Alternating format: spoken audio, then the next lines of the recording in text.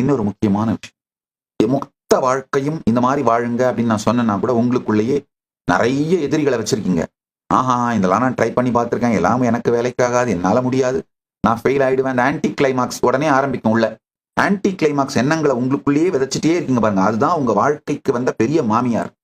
வெளியில இருக்கிற மாமியார் உங்களுக்கு அவ்வளவு பிரச்சனை கொடுக்கறது இல்ல, உங்களுக்குள்ளேயே நீங்க உங்களை அழிச்சுக்கிறீங்களே, அதுதான் மிகப்பெரிய பிரச்சனை. வெளியில இருக்கிற மாமியாருடைய வார்த்தைகள் பெருசாலாம் உங்களை பாதிச்சிடாது. அதை விட அதிகமா உங்களை பாதிக்கிறது உங்களுக்குள்ள நீங்க உங்களை குத்திக்கிட்டே இருக்கிறது தான். ஏன்னா நீங்க தான் உங்களோட 24 மணி நேரம் வாழறீங்க. அதை நிறுத்துங்கள், உங்களை குத்திட்டே இருக்கிறத நிறுத்துங்க. வாழ்க்கை முழுவதும் இதை நிறுத்துங்கள் அப்படின்னு சொன்னா கூட திரும்ப ஆன்டி கிளைமாக்ஸ் ஸ்டார்ட் கரண்ட்டை எடுத்துட்டு வந்து செய்ய மாட்டீங்க. தீபாவளி வரைக்கும் செய்யுங்க. 20 நாள், அக்டோபர் 20ஆம் தேதி தீபாவளி, இன்னைக்கு எப்படியும் 2ஆம் தேதி ஆயிருச்சு. அடுத்து வெறும் 18-19 நாள். இந்த 18-19 நாள் இதை முயற்சி பண்றது அப்படின்ற முடிவுக்கு வாங்க. இந்த 18 நாள் இதை முயற்சி பண்ணுங்க. மகாபாரத யுத்தம் முடிந்து தீபாவளி அன்னைக்கு வெற்றியோட இருப்பீங்க நீங்க.